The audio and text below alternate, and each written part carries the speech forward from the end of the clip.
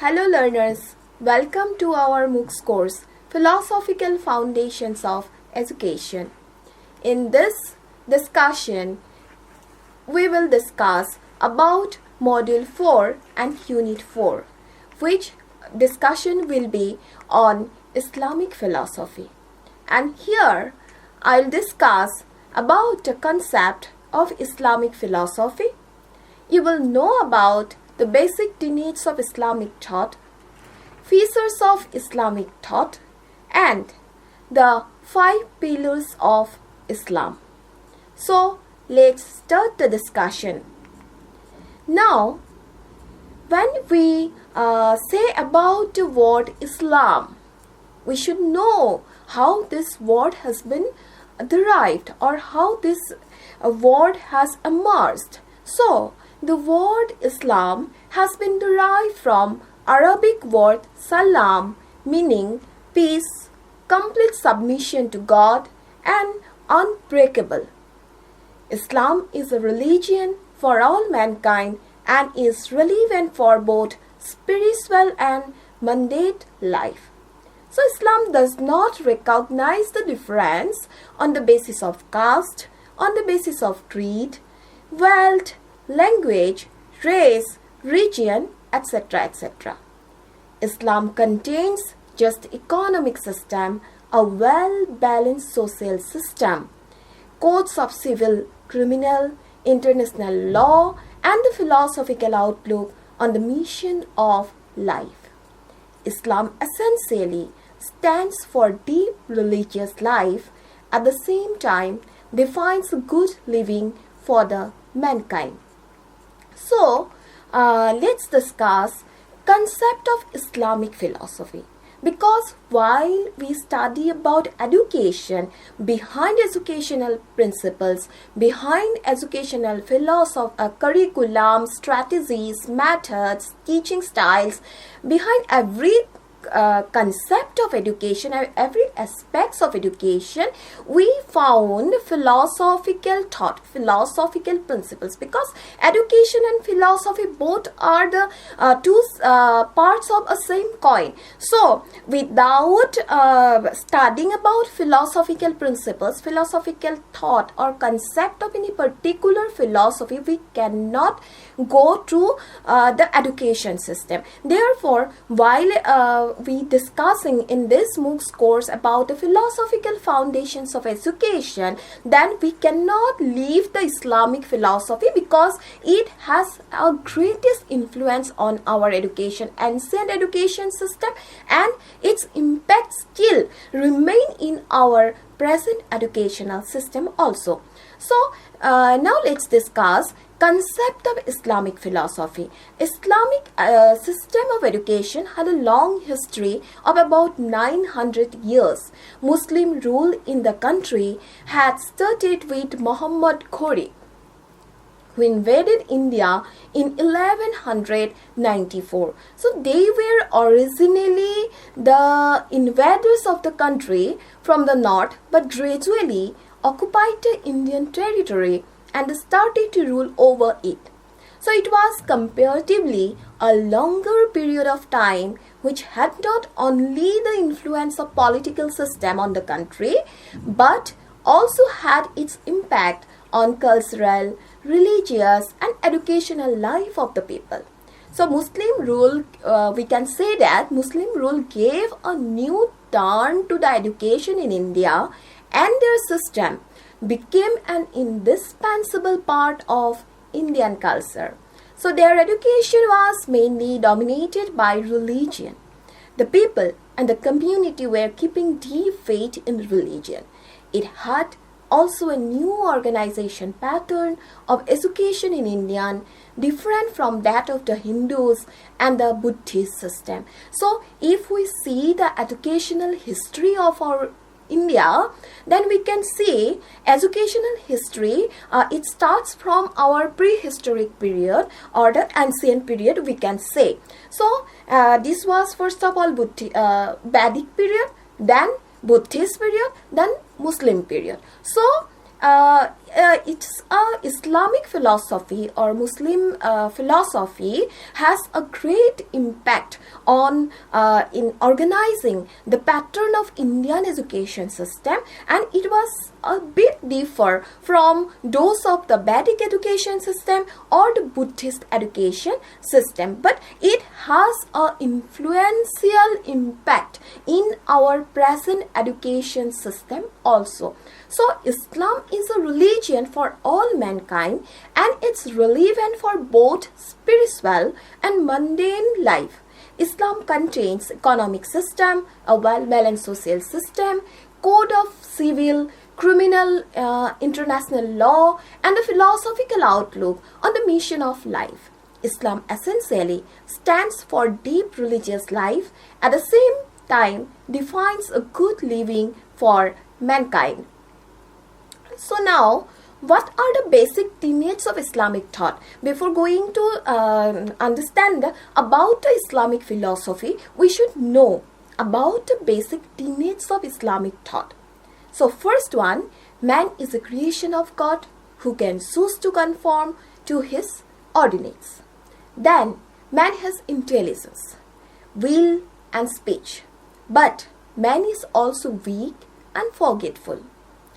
Then next one, conformity with God's will determines a man's destiny in this life and the next.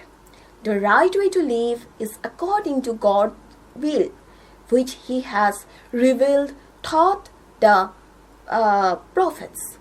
So another tenets of Islamic thought is Islam is a restatement of what God has to say to man as a set of beliefs. The next one is that right faith is essential for right action.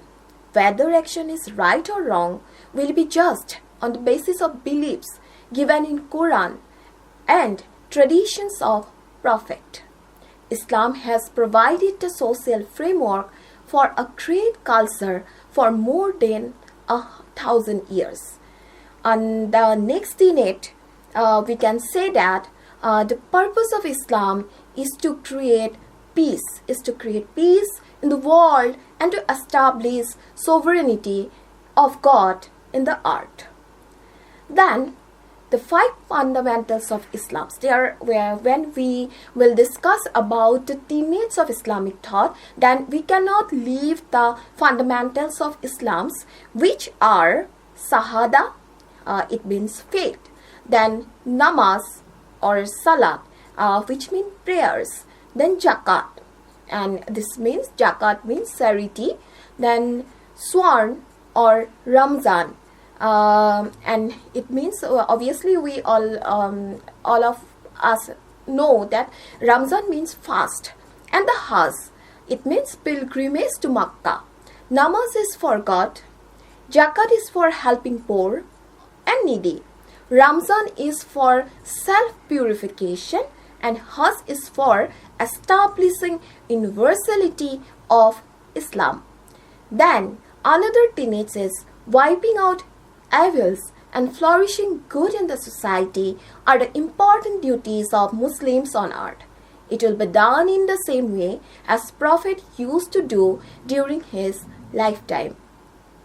Then about tenets, we can mention here that means and ends both should be pious, and purpose of creating Muslims on earth is to establish peace and justice among humans irrespective of caste, creed or color. The last one we can say about tenets is jihad. Jihad means a holy war according to the Islamic philosophy. So jihad becomes incumbent on Muslims when people are not allowed to follow the fundamentals of Islam.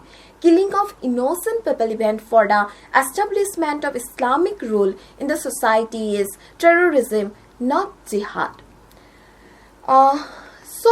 Now I hope you have a bit understanding about the Islamic philosophy. Then for your better understanding, we can discuss about the features of Islamic thought. So what are the features? So first feature is Islam is universal. The Islamic system is such that it makes all men as one community and does not make any distinction on the basis of language, race, color, or culture or history. Then next one, Islam is comprehensive. It is one of the most important features of Islamic philosophy that we have to mention because it provides a complete code of conduct for living. It is not merely the individuals but nations as well. Then next one, Islam is eternal. From the beginning of the universe, Islam has been the only true religion we can say. Islam is not a novel religion that appeared in Arabia 4 centuries ago. So Islam, preached by the Prophet Muhammad, it is the religion God made known on the day when man first appeared on the earth. This is the belief. So about Islamic philosophy, it is the belief and that the Islam is eternal. Then Islam does not make any distinction on the basis of color. Already I have mentioned in the first that Islam considers all human beings on the same footing and does not discriminate on the score of color, creed, culture, etc. etc. Islam promotes harmony. Actually, it promotes harmony between the individual and the society, faith and science, the material and spiritual. Then next one, Islam is misunderstood. It has been the misfortune of Islam that it has been misunderstood by the various religions and their followers. The cause of misunderstanding are improper interpretations of jihad. Generally, people of our society, they misinterpret about jihad, the word jihad. The alleged use of sword in spreading Islam, imposition of jizya, polygamy, divorce, etc. So, these are some of the basic features of Islamic thought that I repeat again. Islam is universal, Islam is comprehensive, Islam is eternal, Islam does not make any distinction on the basis of color, Islam is misunderstood because in the name of jihad, people generally misunderstood the concept of jihad. Then, now, before going to discuss about Islamic education system, we will discuss in the next part. But before going to discuss all that, we have to know the basic philosophy of Islamic thought. What are the basic philosophy? Let's discuss. So, first of all, Islam doctrine, law and thinking in general are based upon 4 sources or fundamental principles. First one, that is Quran, then Sunnah, then Ijma, which is consensus or Ijtihad, individual thought, which means individual thought. So, about Quran, Quran is regarded as the pervasive word or speech of God delivered to Muhammad by the Archangel Gabriel, divided into 114 chapters of unequal length. It is the fundamental source of Islamic teaching, that is Quran. And Islamic education system, when we will discuss about Islamic education system, we will also find that there are all these methods, then curriculum, then teaching strategies, everything is based on the principles of Quran. Mainly the Islamic education system, it has dependent on their religion or their philosophical thought. So Quran is there one of the main basic philosophy of Islamic thought. Then it is Sunnah. Sunnah was used by pre-Islamic Arabs to denote their tribal or common law. In Islam, it came to mean the example of Prophet, his words and deeds, and recorded in the compilations known as Hadith. Hadith provide the written documents of the Prophet's words and deeds. The next one, the doctrine of ijma or consensus. It was introduced in the 2nd century. Though conceived as a consensus of scholars, ijma was in actual practice a more fundamental operative factor. Ijtihad, meaning to endeavor or to exert effort, was required to find a legal or doctrinal solution to a new problem. Then, in the early period of Islam, ijtihad took the form of individual opinion. There was a wealth of conflicting and chaotic opinions. The stream of Islamic education continued to flow in India for a period almost 500 years, and its system passed through the hands and religious education began, and consequently a tendency towards professionalization or vocationalization emerged. During this period, a great attention was paid to the growth of history and the art of writing history. So the ethical philosophy of Islam is that God is one and He is the supreme power, Lord of all creations. He has created the universe and heavens to reveal truth. Everything good and evil in this world exists by His will, by God's will. The root of the doctrine of Islam is in the belief of immortality of the soul, the reality of the future life, and the predestination. These 3 things we should know while we are discussing about Islamic philosophy. 1, immortality. 2nd, the reality of the future life. And 3rd one is predestination. The present life is momentary, is sport and the pastime. When death approaches a person, the divine command separates his soul from the body. The souls thus separated are preserved until the last day, the judgmental day, when the souls are reunited with the bodies of receiving the eternal rewards or punishment, and it will be decided by the divine tribunal. Again, Islam is a religion of practices consisting of the recitation of the confession of faith and serving God without associating everything with Him, in performing the ritual prayer, in giving, begging alms, in fasting during the month of Ramadan, visiting Al-Kaaba in pilgrimage in the month of Dhul-Hajj.